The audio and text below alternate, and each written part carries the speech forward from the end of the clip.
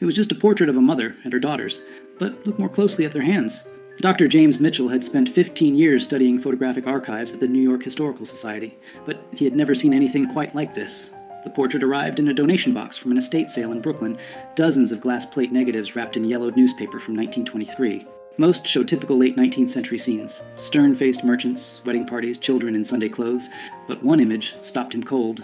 3 women stared back through time. A mother, perhaps 40 years old, sat centered in an ornate wooden chair.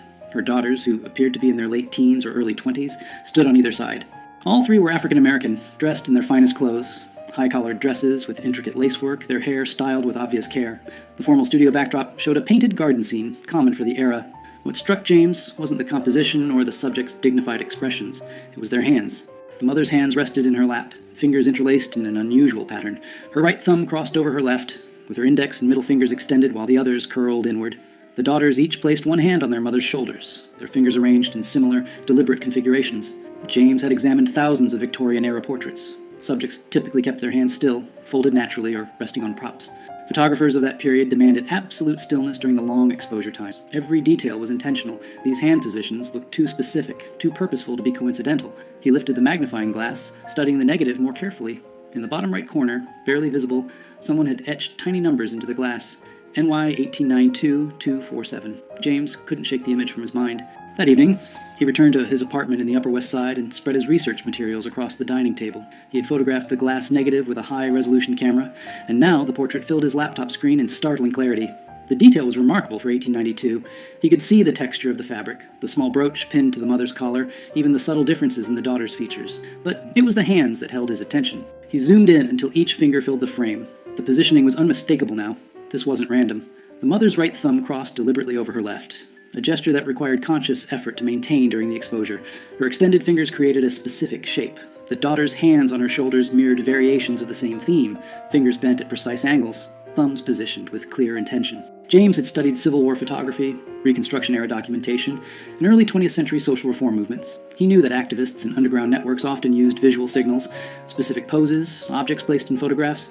Even the way people stood could convey hidden messages to those who knew how to read them. He opened his database of abolitionist and post-emancipation activist networks. The Underground Railroad had used quilts, songs, and symbols. But this was 1892, almost 30 years after the Emancipation Proclamation, 15 years after Reconstruction ended. What networks still needed secret codes? His phone buzzed. His colleague, Dr. Sarah Chen, a specialist in African American history, responded to his earlier text. "Free tomorrow morning? What did you find?" James typed back. "Something that might rewrite what we know about post-Reconstruction activism in New York. Bring your sources on property rights and documentation struggles." Sarah arrived at the Historical Society at 9 sharp, carrying a worn leather satchel filled with research materials. James had the portrait projected on the wall of the research room, larger than life. The 3 women gazed down at them with quiet dignity. "Look at their hands," James said, pointing with a laser pointer.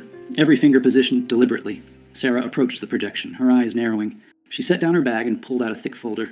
After Reconstruction collapsed in 1877, African American families in the North faced a different kind of battle. Not slavery, but systematic exclusion. Property rights, inheritance, even proof of identity became weapons used against them. She spread documents across the table. Legal papers, city records, newspaper clippings from the 1880s and 1890s. New York wasn't the progressive haven people imagine. Black families struggled to maintain property ownership, establish businesses, prove legal marriages. Many had fled the South with nothing but their word. No birth certificates, no marriage licenses, no documentation. James picked up a yellowed newspaper from 1891. The headline read, "Property Dispute in Harlem? Family Claims Ownership Without Documentation." "Exactly," Sarah continued. "I've been researching mutual aid societies from this period. African American communities created networks to help each other navigate these systems. They pooled resources to hire lawyers, shared information about sympathetic officials, created their own verification systems when the official ones excluded them." "Secret networks," James said quietly. "Not secret in the sense of hidden," Sarah corrected. "Secret in the sense of parallel, operating alongside official systems, using methods that white authorities either didn't notice or didn't understand." James turned back to the portrait. "What if this isn't just a family photograph? What if it's documentation?" The etched numbers in the corner, NY 1892-247, proved to be the breakthrough. After 2 days of searching through city directories and business records, James found a reference. Studio 247 belonged to a photographer named Thomas Wright, who operated from a building on 8th Avenue between 1888 and 1896. The address still existed, though the building had been converted into apartments decades ago. James stood on the sidewalk, looking up at the brick facade, imagining it as it had been. Wright's studio would have been on the second floor, with large north-facing windows to capture the soft, even light preferred for portraits. Research into Wright himself revealed something unexpected. Thomas Wright was white, born in Massachusetts in 1851, trained as a photographer in Boston. He moved to New York in 1887 and established his studio in a neighborhood that was becoming increasingly diverse. Irish immigrants, Italian families, and a growing African-American community migrating from the South. But Wright's clientele was unusual for the era.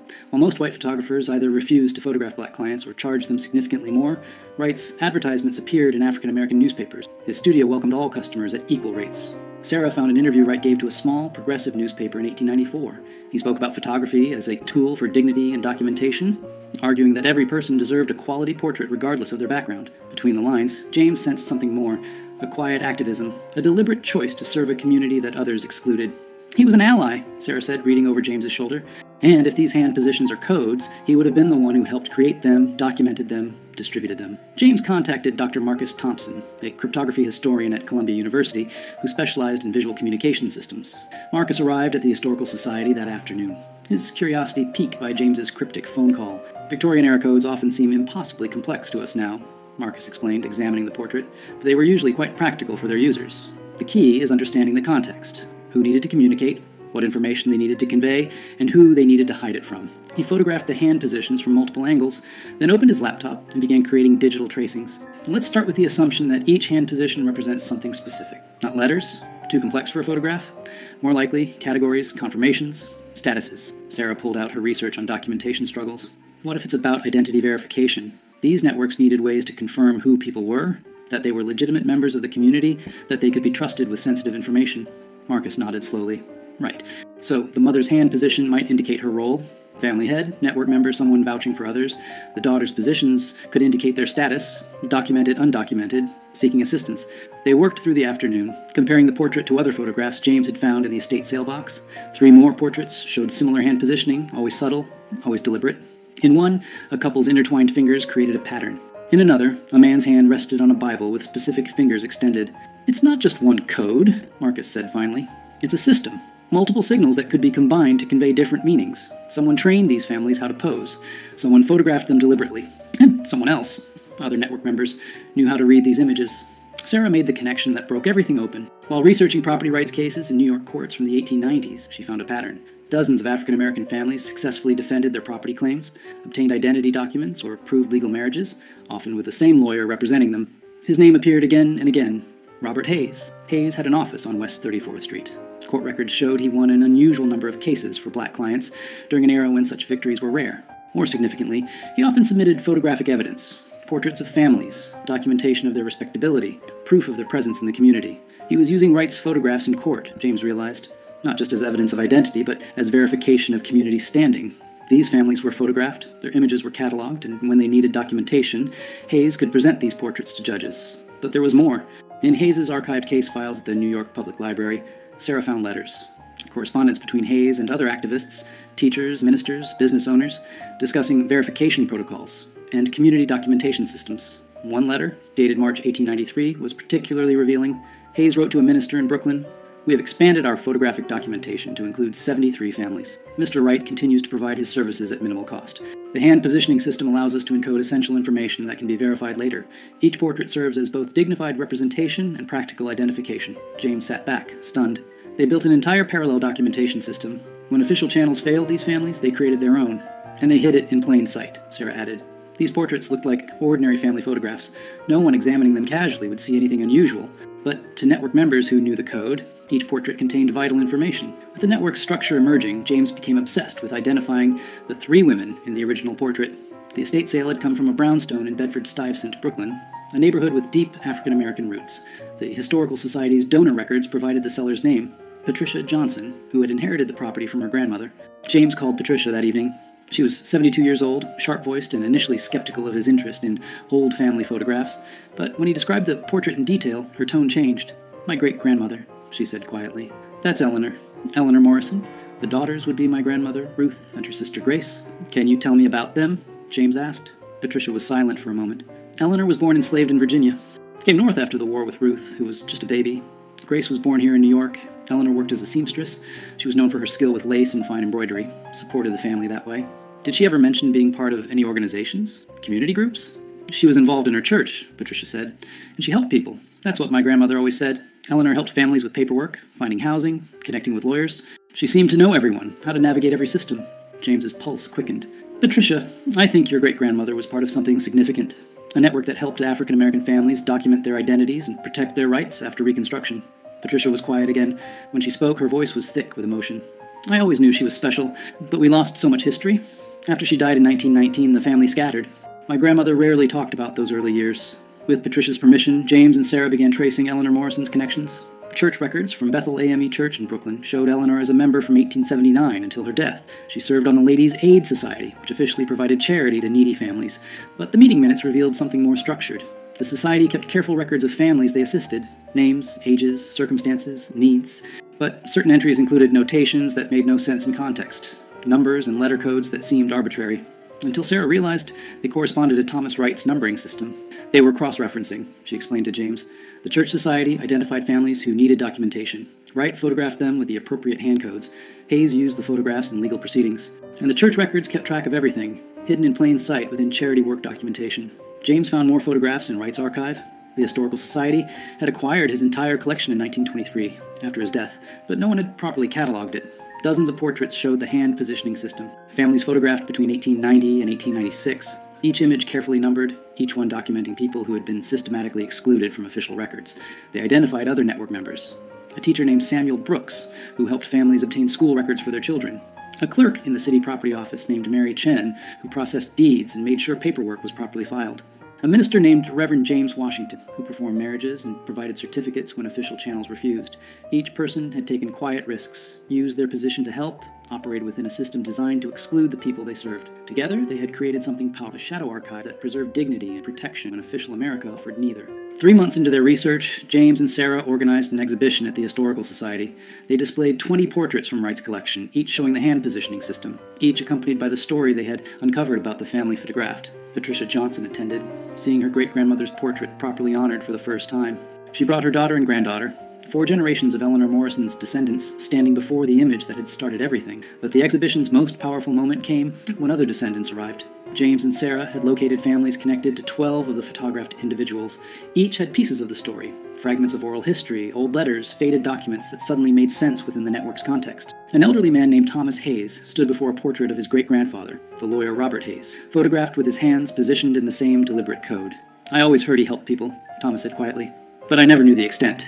Never knew he was part of something this organized. A woman named Grace Brooks examined a portrait of Samuel Brooks, the teacher. My family said he was arrested once, in 1895, for helping a family obtain false documents, but the charges were dropped. And looking at this now, I don't think the documents were false. I think he was helping people get the documentation they deserved, but were denied. The New York Times covered the exhibition. The article ran with the headline, "Hidden in Plain Sight, How Post-Reconstruction Activists Built a Secret Documentation Network." Within days, historians from across the country contacted James, sharing similar findings from their regions. Parallel networks in Philadelphia, Boston, Chicago, all operating during the same period, all using subtle codes and photographs to document and protect African-American families navigating hostile systems. 6 months after discovering the portrait, James stood in the Historical Society's conservation lab, carefully handling the glass plate negative. They had digitally restored dozens of Wright's photographs, each image now preserved and accessible to descendants and researchers. The mother and daughter's portrait had become iconic, reproduced in textbooks, featured in documentaries, displayed in museums. But for James, its power remained personal. He thought of Eleanor Morrison, born enslaved, who had built a life of dignity and purpose in New York, who had helped countless families navigate a system designed to exclude them, who had posed for this photograph with her daughters, their hands carefully positioned in a code that would preserve their place in history. Patricia Johnson had donated Eleanor's personal papers to the Historical Society, letters, a diary, business records from her seamstress work. In the diary, Eleanor wrote about the photograph. "Had our portrait made today. Mr. Wright is a kind man, understands what we are building. The girls were nervous, but I told them this picture will matter. Someday, people will see what we did here." She had been right. The photograph had mattered. It had preserved not just their images, but evidence of their resistance, their ingenuity, their refusal to be erased. Sarah had traced 63 families through the network, documenting how they had obtained property deeds, legal marriages, business licenses, and school records, fundamental rights that should have been automatic but required elaborate workarounds to achieve. The network had operated from approximately 1888 to 1897, helping hundreds of families before gradually dissolving as some activists died, others moved, and new systems emerged. Thomas Wright had died in 1923, his contribution largely forgotten. Robert Hayes had continued practicing law until 1910. Eleanor Morrison had lived to see her daughters married and established, her work continued by others. The network hadn't solved systemic injustice, but it had provided practical help to people who needed it desperately. James met regularly with descendants now, collecting oral histories, connecting families who shared this hidden heritage. The portrait had become more than historical evidence. It was a bridge between generations, proof that their ancestors had been resourceful, connected, and determined to create justice when official America denied it. He thought of Eleanor's hands, positioned deliberately in that Brooklyn studio in 1892, her fingers creating a code that would outlive her, that would carry her story across more than a century. In the end, the simplest gestures could hold the most profound truths. Sometimes, you just needed to look closely enough to see them.